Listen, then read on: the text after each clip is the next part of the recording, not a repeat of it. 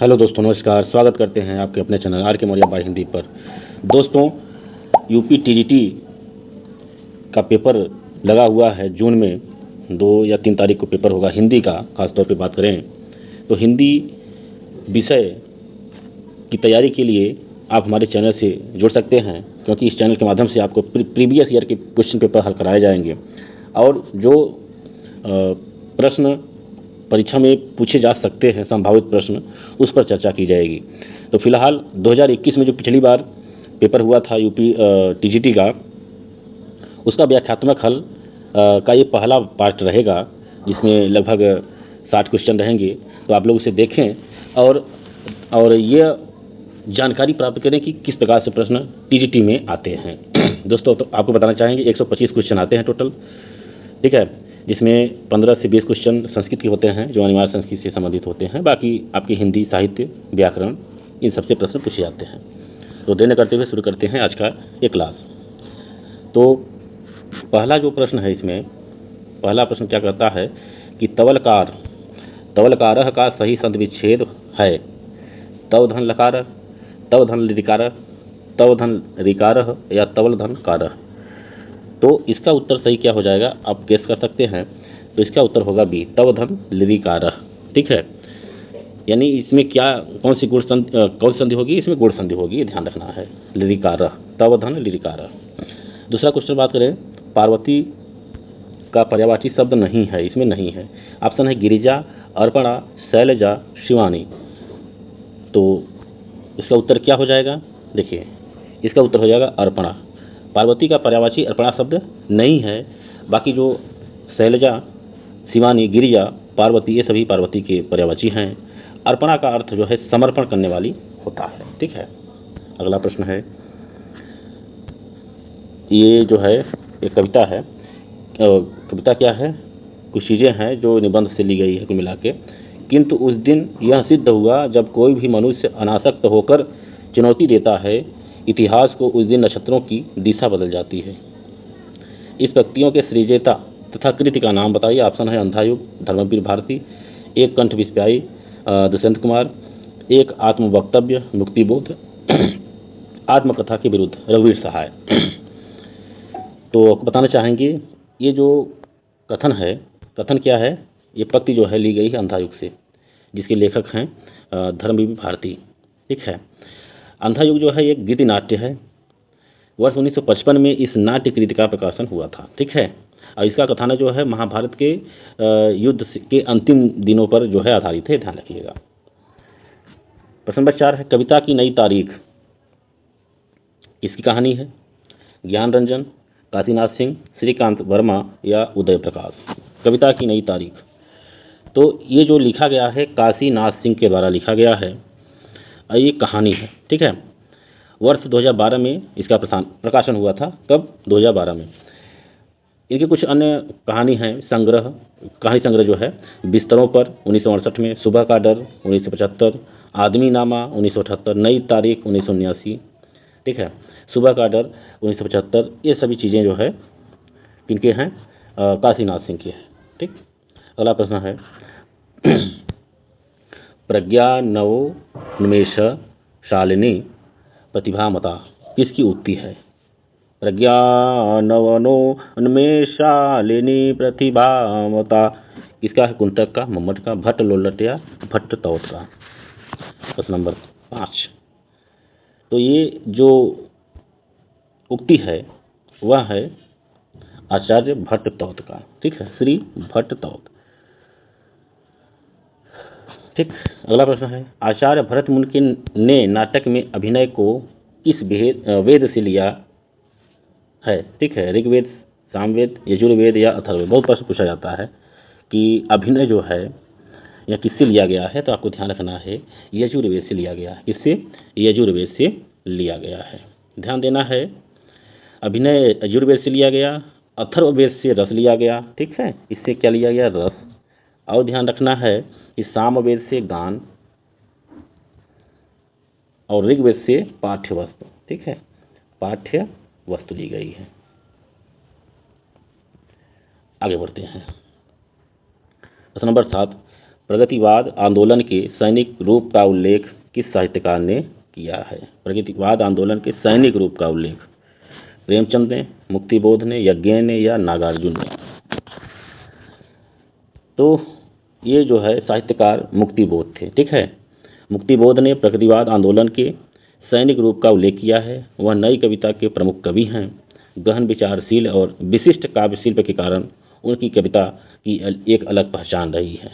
तो मुक्तिबोध जी, गजानन माधव मुक्तिबोध इनका पूरा नाम है, ये थे। प्रश्न नंबर 8 की बात करें, हिमाद्रि तुंग सिंह से प्रभुत्व शुद्ध भारती, स्वयं प्रभा समुज्ज्वला स्वतंत्रता पुकारती।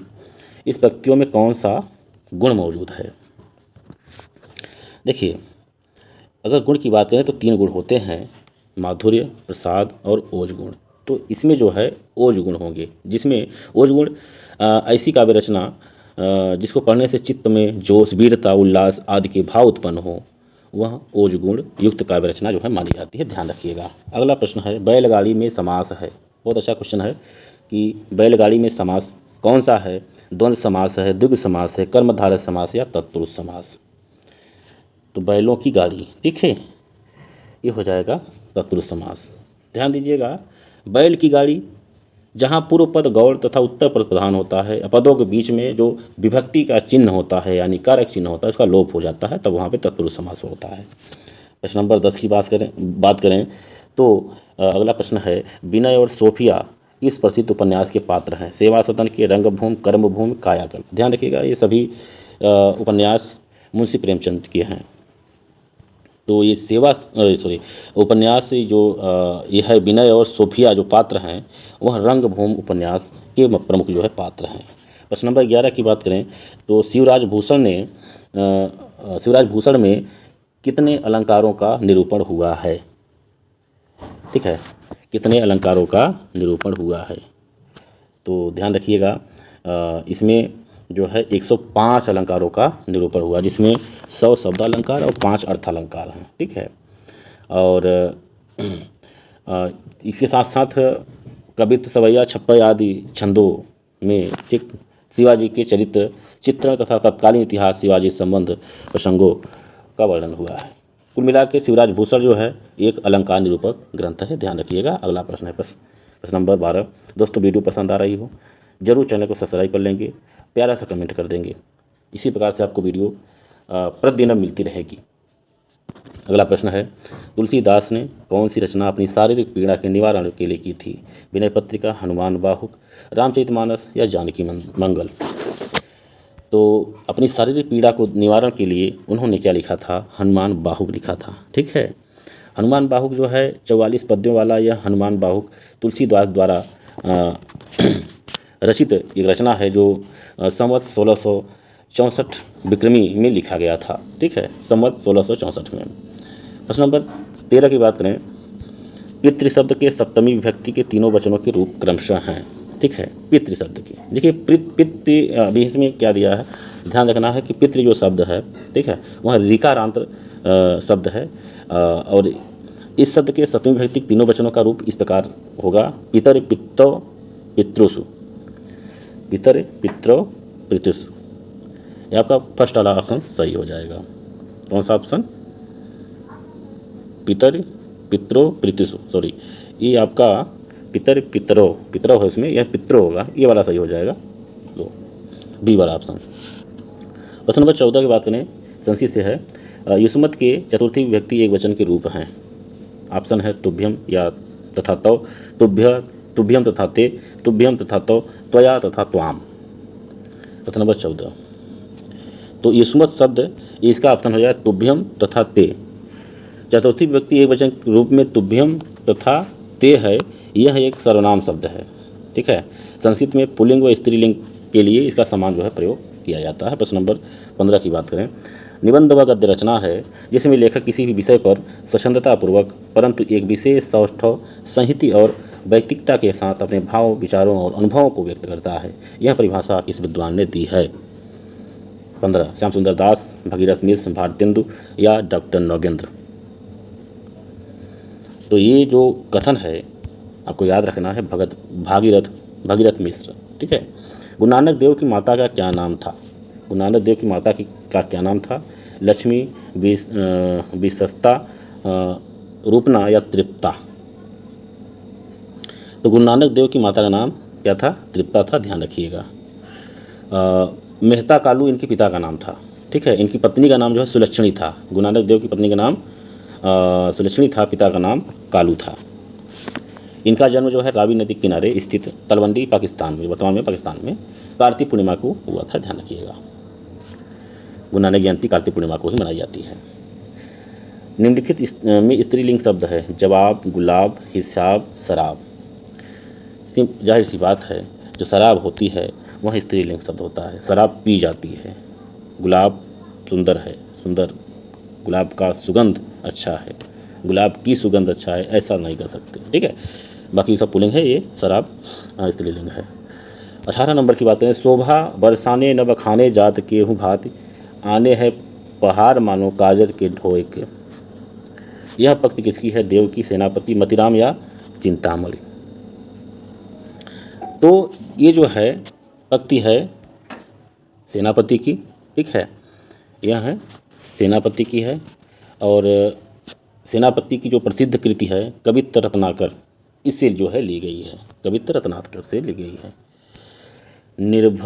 निर्भयम भी व्यायोग, निर्भय भीम व्यायोग के लेखक कौन है? धनपाल राजशेखर, धर्मप्रत सूरी या रामचंद्र सूरी? देखिए, निर्भय भीम व्यायोग एक रूपक ग्रंथ है और जो संस्कृत में लिखा गया है, तो इसके जो रचनाकार हैं वो रामचंद्र सूरी हैं, ठीक है। डी ऑप्शन सही हो जाएगा, रामचंद्र सूरी। और यह भी महाभारत से ली गई है, ठीक है। प्रसन्न पद नव्यार्थ युक्त युक्तबोध विधायिनी स्फुरंति सत्के वे बुद्धि प्रतिभा सर्वोतमुखी। ये किसने लिखा है, ठीक है? यह उक्ति किसकी है? प्रश्न नंबर 20। तो ऑप्शन है इसमें मम्मट, बागभट्ट, रुद्रट या विश्वनाथ। तो ध्यान रखिएगा, यह जो है रचना या उक्ति वाग्भट्ट का है। इसका है वाग्भट्ट का। वाग्भट्ट को काव्यानुशासन ग्रंथ का रचयिता भी माना जाता है।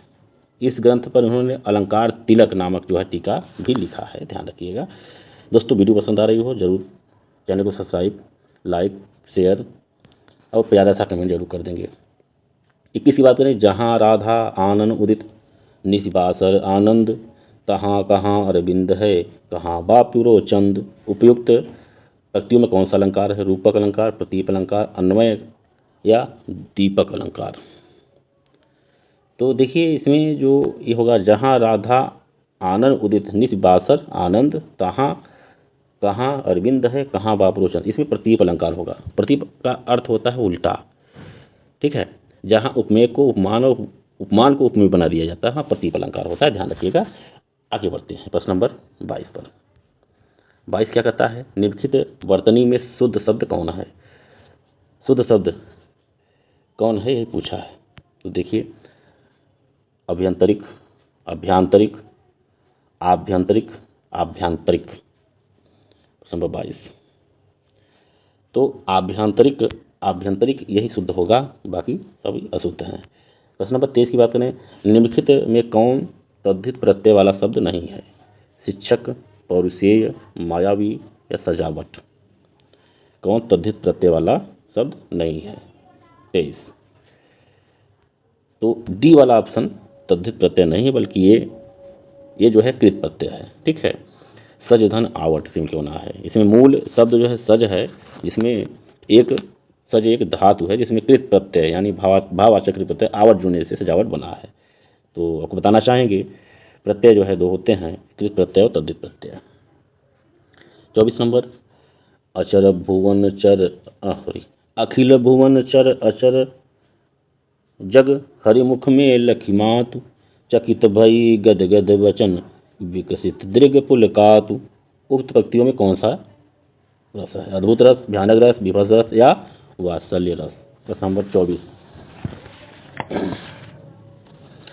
अखिल भुवन चर अचर जग हरिमुख में लखिमातु, यानी जब माता ने, जब श्री कृष्ण ने मुख खोला तो उसमें पूरा ब्रह्मांड दिख गया। तो ये हो जाएगा आपका अद्भुत रस। ठीक है। प्रश्न नंबर 25 की बात करें, अपभ्रंश में दोहा काव्य की परंपरा का आरंभ किस कवि ने किया? हेमचंद ने, जोइंदू ने, धनपाल या सोमनाथ ने? तो दोहा काव्य की परंपरा का आरंभ जो है किसने किया? तो ये आपको ध्यान रखना है, जोइंदू ने किया था। ठीक है। ये एक आध्यात्मवादी कवि थे। प्रश्न नंबर 26 की बात करें, संत काव्य परंपरा का कौन सा कवि अपनी विद्वता यानी सर्वाधिक शिक्षित होने के कारण प्रसिद्ध है? धर्मदास, रविदास, सुंदरदास या रज्जब? ठीक है। तो सबसे ज़्यादा जो पढ़े लिखे थे वो थे सुंदरदास, ध्यान रखना है। अगला प्रश्न है, निम्नलिखित में कौन सा सात्विक अनुभाव नहीं है? सात्विक अनुभाव। ठीक है। तो इसमें हो जाएगा रोमांच, कंप, विषाद और प्रलय, यही ऑप्शन है। बाकी जो ऑप्शन नहीं वाला है वो तो विषाद नहीं है, बाकी सभी हैं। देखिए, सात्विक अनुभाव के 8 भेद हैं। ठीक है। स्तंभ, स्वेद, रोमांच, स्वरभंग, बेपथु यानी कंप, वैवर्य, अश्रु और प्रलय। विषाद जो है सात्विक अनुभाव का भेद नहीं है, बल्कि यह संचारी भाव का भेद है। प्रश्न नंबर 28 की बात करें, भारतेंदु हरिश्चंद्र की रचना हिंदी भाषा का प्रकाशन वर्ष? हिंदी भाषा का प्रकाशन वर्ष 1865, 1890, 1885, 1850? तो इसका उत्तर हो जाएगा सन 1890। ठीक है। हालांकि जो भारतेंदु हरिश्चंद्र थे उनका जो देहांत था, मृत्यु थी, वह 1885 में हो गई, लेकिन यह रचना 1890 में प्रकाशित हुई। भारतेंदु जी हिंदी के आधुनिकता के पहले रचनाकार थे, ध्यान रखना। प्रश्न नंबर 29 की बात करें, नदी कोश व टेढ़ी है, संस्कृत अनुवाद क्या होगा? नदी क्रोशेण कुटिला, नदी क्रोशाय कुटिला, नदी क्रोशम कुटिला या नदी क्रोशात कुटिला? 29 नदी कोश व टेढ़ी है। ठीक है। इसका अनुवाद जो है नदी क्रोश कुटिला होगा, क्रोशम कुटिला, सी वाला ऑप्शन सही हो जाएगा। प्रश्न नंबर 30, अवधि शिला का उस पर था गुरुभार, तिल तिल काट रही थी दृग जलधार, पक्ति में कौन सा छंद है? ठीक है। इसमें कौन सा छंद है? तो ध्यान रखना है, यहाँ ऑप्शन दिया है दोहा, बरवे, सोरठा, रोला। ठीक है। अवधि शिला का उस पर, देखिए इसमें हो जाएगा आपका आंसर सोरठा, सॉरी बरवे हो जाएगा, सोरठा नहीं बरवे। ठीक है। प्रश्न में दी गई जो पंक्तियां हैं उसमें बरवे छंद है। बरवे में क्या होता है? बरवे एक अर्ध सम्मात्रिक छंद है। इसमें 12 और 7, 12 7। ठीक है। पहला तीसरा में 12 12 और दूसरे चौथे में 7 7 मात्राएं होती हैं, ध्यान रखना। अगला प्रश्न है, काम, भाव और शरीर का सौंदर्य, यहाँ उसके सौंदर्य उनके यहाँ उत्सव रूप में है। विद्यापति के संदर्भ में कथन किसका है? रामस्वरूप चतुर्वेदी, डॉक्टर नागेंद्र, बच्चन सिंह या रामचंद्र शुक्ल? 31 नंबर। तो रामस्वरूप चतुर्वेदी। ठीक है। यह कथन जो है मिला के विद्यापति के संदर्भ में यह कथन रामस्वरूप चतुर्वेदी जी का है। साखी सबदी दोहरा, कही किहनी उपखान, भगत निरूप ही भगत कलि, निंद ही वेद पुराण। इस पंक्तियों के रचनाकार कौन है? तुलसीदास, कबीरदास, जायसी जी या कुतुबन? तो ये लिया गया है तुलसीदास की। ठीक है। इसके तुलसीदास की रचना के आधार पर लिया गया है तुलसीदास। ठीक। तो ये जो पंक्तियां है इसके रचनाकार तुलसीदास जी हैं और ये पंक्तियां उनकी दोहावली रचना से ली गई है। ठीक है, दोहावली। आगे बढ़ते हैं। अगला प्रश्न है 35 नंबर, पौन मया कर घूंघट तारे, दया करी दामिनी, दीप दिखावे। काव्य पंक्ति किस कवि की है? नेही नागरीदास, पद्माकर, देव या ग्वाल कवि? 35 नंबर। तो ये जो है नागरीदास की, नेही नागरीदासी जो है काव्य पंक्ति है। 34 नंबर, उपन्यास का मोटापा उसके स्वास्थ्य पर वैसा ही असर डालता है जैसे मनुष्यों का मोटापा। यह कहते हैं किस इतिहासकार का है? गुलाब राय, डॉक्टर गणपत चतुर्वेदी, डॉक्टर नागेंद्र या बच्चन सिंह? प्रश्न नंबर 34। तो ये कथन जो है डॉक्टर बच्चन सिंह ने कहा था। ठीक है। बच्चन सिंह का जन्म 2 जुलाई सन 1919 को उत्तर प्रदेश के जौनपुर जनपद में एक गांव जो था, गांव का नाम था भदवार में हुआ था। इनकी प्रमुख रचनाएं जो है पांचाली, कई चेहरों के बाद, साहित्य का समाजशास्त्र इत्यादि हैं। प्रश्न नंबर 35 की बात करें। 35 में क्या है? अतड़ियों में बल पड़ना। मुहावरे का अर्थ क्या है? आंतों की बीमारी होना, हंसते हंसते पेट में पीड़ा हो जाना, पेट में आंतों का न होना, मन में किसी प्रकार की शंका होना। ठीक है, तो इसका सामान्य सा उत्तर है कि हंसते हंसते पेट में पीड़ा हो जाना। शयन में संधि है। शयन में कौन सी संधि है? तो से धन अन। ठीक है, अयाद संधि, यण संधि, गुण संधि या वृद्धि संधि। तो इसमें स्वर संधि होगी कौन सी? अयाद स्वर संधि। ठीक है, से धन अन। कलचुरी राजवंश की 7 नायिकाओं के नक्शिक वर्णन से संबंधित ग्रंथ है। उक्त व्यक्ति प्रकरण, राहुल बेल, कुलव माला कथा, वर्ण रत्नाकर। तो राहुल बेल जो है ये होगा कलचुरी राजवंश की 7 नायिकाओं के नक्शिक वर्णन से संबंधित रचना। कौन है? राहुल बेल। ठीक है, अगला प्रश्न है प्रश्न नंबर 38। झोपड़ी से राजभवन किस साहित्यकार की आत्मकथा है? शिवराज सिंह बेचैन, माता प्रसाद, सोहनपाल सुमनाक्षर या हरपाल सिंह अरुस। तो ये है जो आत्मकथा वो माता प्रसाद जी की है, झोपड़ी से राजभवन में। इन्होंने अपने जीवन में भी झोपड़ी से राजमहल तक का सफर वह शानदार सफर तय किया था। माता प्रसाद का जीवन संघर्षों से भरा था। छुआछूत जैसी सामाजिक बुराइयों इनके मन पर बहुत बुरा प्रभाव पड़ा, जिसका प्रभाव इनके साहित्य दर्शन में भी देखने को मिलता है। अगला प्रश्न है 39 नंबर। ज्ञानचंद्र जैन कृत कथा शेष शीर्षक जीवनी किससे संबंधित है? जैनेन्द्र कुमार, अमृतलाल नागर, यशपाल या उषा प्रेमवदा। तो ये अमृतलाल नागर के जीवन से संबंधित है, ध्यान रखिएगा। कथा शेष ज्ञानचंद जैन के द्वारा, ठीक है, लिखा गया, जिसमें अमृतलाल नागर के जीवन पर आधारित है। इन्होंने यह रचना वर्ष 1999 की थी। कितने? 1999। अगला प्रश्न 40। सबको जानत तुम्हें सारे जगत जहान, इस वाक्य में कौन सा काव्य दोष है?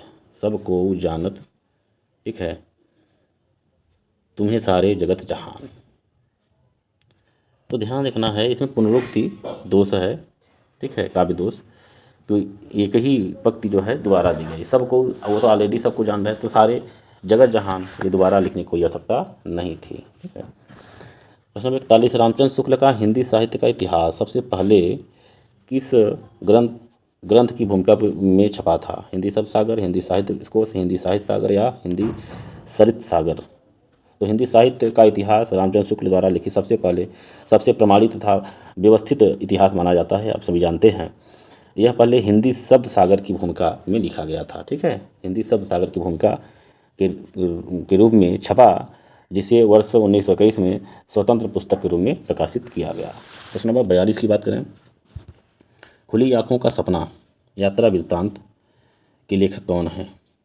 मरुधर मृदुल, हरिसुमन बिष्ट, सीतेश आलोक या वल्लभ ढुवाल। तो खुली आंखों का सपना एक यात्रा वृत्त है और यह लेखक जो है मरुधर मृदुल हैं। कौन है? पहला ऑप्शन सही हो जाएगा, मरुधर मृदुल है। उनकी कृति पर उन्हें वर्ष 1985 में सोवियत लैंड नेहरू पुरस्कार से सम्मानित जो है किया गया था, सोवियत लैंड नेहरू पुरस्कार। प्रश्न नंबर 43। निम्न में कौन सा स्त्रीलिंग जो शब्दों में कौन सा स्त्रीलिंग शब्द नहीं है? वायु, रेणु, सेतु या रज्जु। तो सेतु जो है पुल्लिंग शब्द है, बाकी सभी स्त्रीलिंग शब्द है, ध्यान रखिएगा। अगला प्रश्न 44। वे दिन वे लोग शीर्षक संस्मरणात्मक रचना के लेखक कौन है? निर्मल वर्मा, शिवपूजन सहाय, रामविलास शर्मा या रघुवीर सहाय। प्रश्न नंबर 44। तो इसके जो रचनाकार हैं वो शिवपूजन सहाय हैं। कौन है? शिवपूजन सहाय। और यह रचा गया था साल 1965 में प्रकाशित हुई थी। पहला नंबर। विधा की दृष्टि से कौन सी रचना अन्य तीनों से भिन्न है? मुर्दहिया, मणिकर्णिका, कितनी धूप में कितनी बार, वट वृक्ष की छाया में। 45 नंबर। तो ये वट वृक्ष की छाया में ये अन्य तीनों रचना से भिन्न है। क्यों भिन्न है? क्योंकि वट वृक्ष की छाया में एक जीवनी है, और ये जो जीवनी है वो लिखा है अमृतलाल नागर ने। ठीक है, अमृतलाल नागर की स्मृति को सुरक्षित करने के लिए जो है लिखी गई है कुल मिला के। अन्य सभी विकल्पों में दी गई रचनाएं जो है आत्मकथाएं हैं। ठीक है, ये सभी क्या हैं? आत्मकथाएं हैं। कबीर और तुलसी भाषा में एक मिशन के तहत लिख रहे थे, यह कथन किसका है? रामचंद्र शुक्ल, अजय प्रसाद द्विवेदी, रामविलास शर्मा या बच्चन सिंह? तो ये कथन है बच्चन सिंह का। ठीक है। प्रश्न नंबर 47, हिंदी काव्यशास्त्र में बौद्धिक रस की स्थापना करने वाले विद्वान कौन हैं? माता प्रसाद गुप्त हैं, भगीरथ मिश्र, भिखारी दास या गणपतचंद्र गुप्त? 47 नंबर। तो बौद्धिक रस की स्थापना करने वाले जो विद्वान हैं वो हैं गणपतचंद्र गुप्त। 48 नंबर। गार्था दत्तासी के इतिहास ग्रंथ इस्त्वारदला लिप्तेतुरेंद्र हिंदुस्तानी का दूसरा संस्करण कब प्रकाशित हुआ था? 1848, 1868, 1871, 1888। दूसरा संस्करण तो ये हुआ था 1871 में, ध्यान रखिएगा। ये 3 खंडों में बांटा गया था। दोस्तों वीडियो पसंद आ रही हो चैनल को सब्सक्राइब लाइक जरूर कर लेंगे। अगला प्रश्न है, निम्नलिखित प्रश्नों में कौन सा वर्ण घोष महाप्राण है? घोष भी है, महाप्राण भी है। घोष भी है और महाप्राण है। स, खड़खोल वाला स, फिर स, फिर ह। 4 नंबर। तो यहाँ इसमें जो है ह जो है घोष महाप्राण। ठीक है, घोष अघोष पर वीडियो में लेकर जल्द आ रहा हूँ क्लिक के माध्यम से। आप चैनल को सब्सक्राइब कर लेंगे तो बहुत अच्छी तरीके से मैंने ट्रिक से बताया है कि कैसे आप तुरंत बता सकते हैं। फिलहाल आगे बढ़ते हैं। 50 नंबर। अर्थ निर्दिष्ट करने की दृष्टि से निम्नलिखित में कौन सा उपसर्ग अन्य 3 से भिन्न है? अव, अप, परि या दुर? अर्थ निर्दिष्ट दृष्टि से तो ऑप्शन हो जाएगा इसमें सी, परि। ठीक, क्यों? तो परि उपसर्ग अन्य तीनों से भिन्न है क्योंकि अव, अप, दुर उपसर्ग हीनता बोधक हैं, जबकि परि जो है हीनता बोधक नहीं है। तब विकल्प सी वाला सही हो जाएगा। ब्रह्म संप्रदाय के संस्थापक कौन थे? निम्बकाचार्य, शंकराचार्य, माधवाचार्य या रामानुजाचार्य? प्रश्न नंबर 51। तो ब्रह्म संप्रदाय के संस्थापक माने जाते हैं माधवाचार्य। माधवाचार्य का जो दर्शन है द्वैतवाद यानी कृष्ण भक्ति है।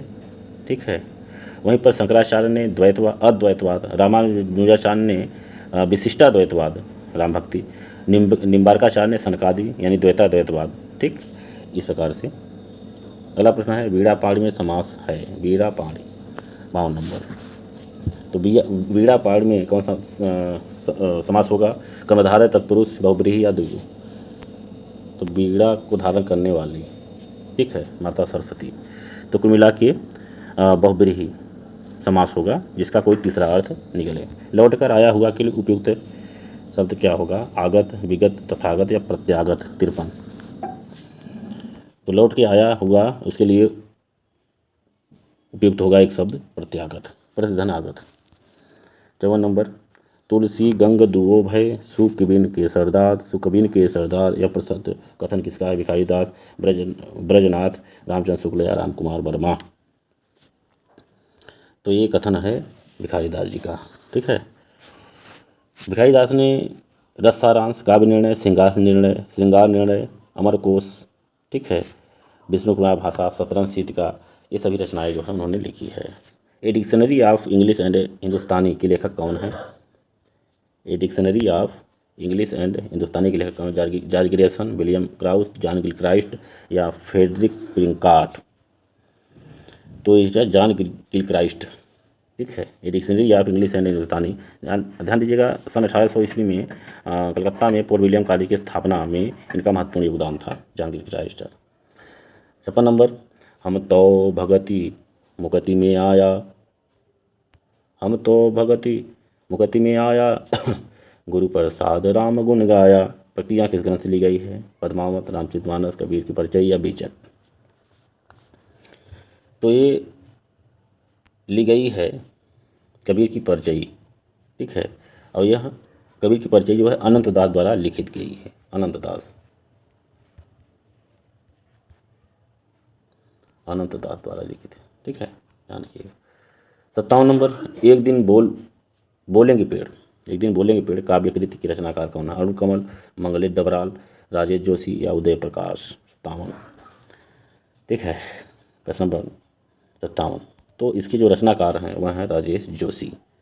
राजेश जोशी एक दिन बोल पड़ेंगे काव्य कृति के रचनाकार हैं। इनके द्वारा लिखा गया अन्य काव्य कृतियाँ दो पक्तियों के बीच, जिद, मिट्टी का चेहरा, नेपथ्य में हंसी इत्यादि हैं। ठीक है, इनको 2002 में दो पक्तियों के बीच काव्य संग्रह के लिए साहित्य अकादमी पुरस्कार जो है दिया गया।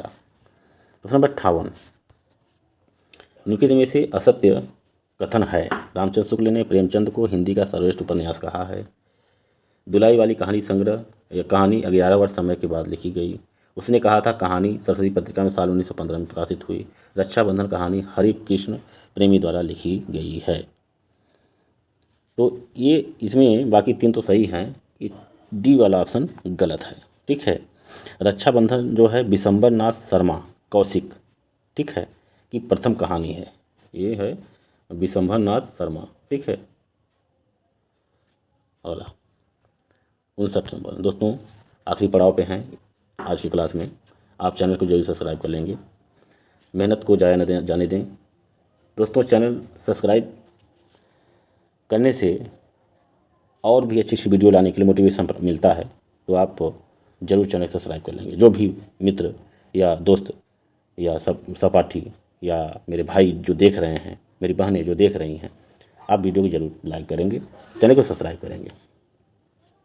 निम्नलिखित में कौन सा नाम सिद्ध परंपरा की योगिनी का नहीं बल्कि योगी का है? पुतलिपा, मणिभद्रपा, कनखलापा, लक्ष्मीकरा। 59 नंबर, क्या कहा है? सिद्ध परंपरा की योगिनी का नहीं बल्कि योगी का है। तो पुतलिपा, ध्यान रखिए, पुतलिपा जो है 84 सिद्धों की परंपरा की योगी का नाम है, ये ध्यान रखना है। बाकी ये दूसरे हैं। संस्कृत के प्रथम नाटककार कौन है? कालिदास, शूद्रक, विशाखदत्त या भास।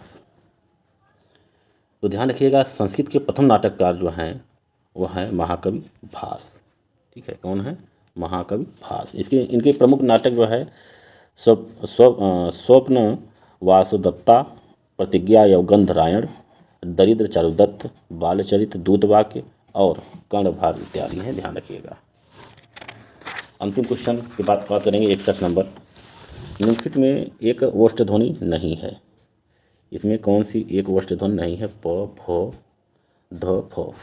तो प फ ब भ म, प फ ब भ म, तो ये ध नहीं होगा क्योंकि ये हो जाएगा दंत्य। ठीक है,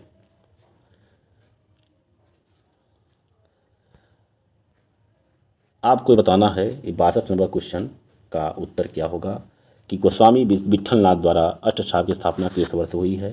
साल 1555, 1558, 1560 या 1565। दोस्तों आपको वीडियो जरूर पसंद आई होगी। आप तैयारी में जुड़े रहें, अच्छी से अच्छी तैयारी करें। दोस्तों इस चैनल के माध्यम से आपको अभी तक जितने भी टीजीटी के पेपर हुए हैं हिंदी के, उन सभी प्रश्नों को आपके सम्मुख हम लाएंगे और व्याख्या सहित लाएंगे। तो आप चैनल को जरूर सब्सक्राइब कर लेंगे। मिलते हैं कल इसके दूसरे पार्ट में। आप वीडियो में जो भी चीज़ें आपको न समझ में आए हो आप कमेंट कर देना। ठीक है, मिलते हैं अगले दिन। जय हिंद, जय हिंद।